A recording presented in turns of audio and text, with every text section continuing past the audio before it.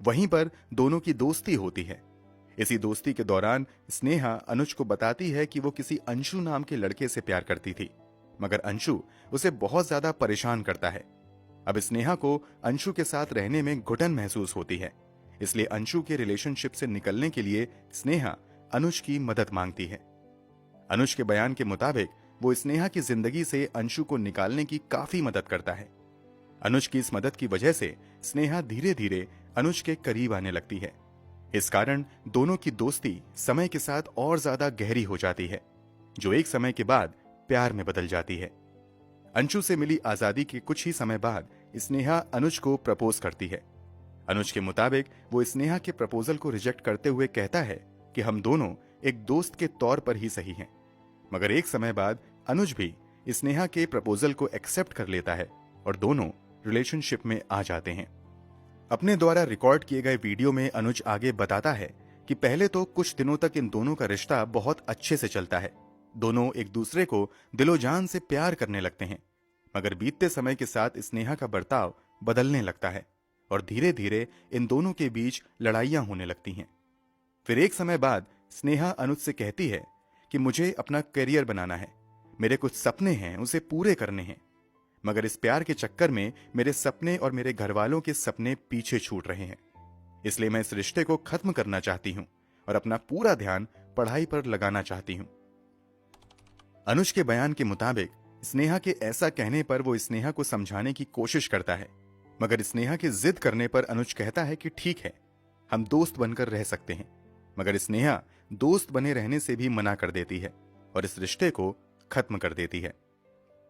अनुज आगे बताता है कि वो कुछ समय तक तो यही समझता रहता है कि स्नेहा ने अपने करियर पर ध्यान देने के लिए इस रिश्ते को खत्म किया है, मगर एक दिन अनुज स्नेहा का लैपटॉप एक्सेस कर लेता है और उसके व्हाट्सएप चैट से लेकर कई सीक्रेट मैसेज पढ़ लेता है, जिससे पता चलता है कि वास्तव में अब स्नेहा किसी आशुतोष पांडे नाम के लड़के के साथ रिलेशनशिप में आ गई थी, इसलिए उसने अनुज से रिश्ता खत्म किया था।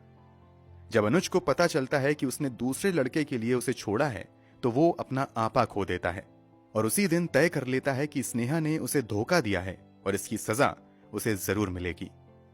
इसी के बाद अनुज मौके की तलाश में लगा रहता है और फाइनली 18 मई 2023 को मौका मिलते ही पहले तो स्नेहा को गले लगाता है और फिर थोड़ी सी नोक-झोंक के बाद उसके पेट और सीने में गोली मार देता है। कुछ समय बाद वो अपने हॉस्टल के कमरे में जाकर खुद भी आत्महत्या कर लेता है। अनुज ने जो कुछ वीडियो में कहा था उसमें कितनी सच्चाई है, इस बात को समझने के लिए पुलिस अपनी जांच आगे बढ़ाती है तो कुछ और खुलासे होते हैं। पुलिस की जांच जब आगे बढ़ती है तो अनुज के दावे से उलट एक नई कहानी सामने आती है। आगे की जांच के मुताबिक ये सच था कि अनुज और स्नेहा में दोस्ती हुई थी, मगर एक समय बाद अनुज ने स्नेहा को परेशान करना शुरू कर दिया था। स्थिति इतनी बिगड़ गई थी कि मार्च 2023 में आधिकारिक तौर पर ईमेल के जरिए यूनिवर्सिटी प्रशासन के सामने स्नेहा अनुज की शिकायत करते हुए कहती हैं कि वो मुझे परेशान कर रहा है। स्नेहा की इस शिकायत के बाद अनुज और स्नेहा की काउंसलिंग यूनिवर्सिटी प्रशासन की ओर से करवाई जाती है। इसके अलावा यूनिवर्सिटी की ओर से तय किया जाता है कि दोनों एक दूसरे से यूनिवर्सिटी के अंदर न मुलाकात करेंगे और न ही बात करेंगे, मगर दोनों यूनिवर्सिटी प्रशासन के इस आदेश को लंबे समय तक नहीं मान पाते हैं और मिलना जुलना तथा बातचीत जारी रखते हैं। इस बारे में जब दूसरे छात्रों से भी बातचीत की जाती है तो कई छात्र गवाही देते हैं कि वास्तव में अनुज स्नेहा के पीछे पड़ गया था। इस कारण स्नेहा बहुत ज्यादा परेशान रहने लगी थी। तभी उसने यूनिवर्सिटी में अनुज की शिकायत की थी, मगर यूनिवर्सिटी से स्नेहा ने यह भी रिक्वेस्ट की थी कि अनुज के खिलाफ कोई सख्त कार्यवाही न की जाए, बल्कि उसे चेतावनी देकर समझाया जाए। स्नेहा की हत्या के बाद स्नेहा के परिवार वाले यूनिवर्सिटी प्रशासन पर आरोप लगाते हैं कि अगर यूनिवर्सिटी प्रशासन ने समय पर कार्यवाही की होती तो आज उनकी बेटी जिंदा होती, मगर यूनिवर्सिटी की ओर से सफाई दी जाती है कि स्नेहा ने लिखित कंप्लेंट देने से मना कर दिया था।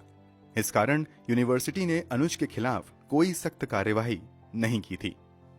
यूनिवर्सिटी द्वारा जारी इस बयान से स्नेहा के माता पिता संतुष्ट नहीं होते हैं और वो यूनिवर्सिटी प्रशासन पर कार्यवाही की मांग करने लगते हैं।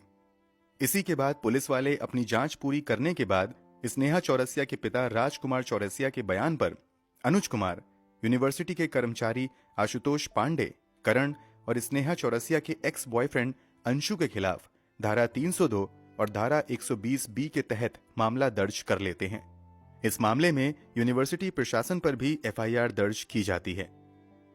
एफआईआर दर्ज करने के अलावा पुलिस इस सवाल के जवाब की तलाश में भी लग जाती है कि आखिर अनुज को पिस्टल कहां से मिली।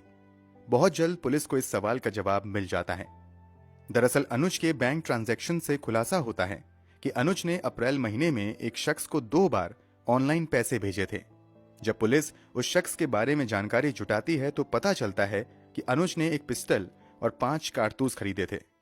इस खुलासे के बाद अनुज को पिस्तौल उपलब्ध कराने के आरोप में भी 3 लोगों को गिरफ्तार करते हुए उन पर भी एफआईआर दर्ज की जाती है। फिलहाल इस केस की स्थिति की बात करें तो पुलिस ने विभिन्न धाराओं के तहत यूनिवर्सिटी प्रशासन समेत 5 लोगों पर एफआईआर दर्ज की है और अपनी जांच आगे बढ़ा रही है। जांच में जो भी आए, मगर सच्चाई तो यही है कि शायद शक और गलतफहमी ने 2 हंसते खेलते परिवारों को कभी न मिटने वाला गम दे दिया।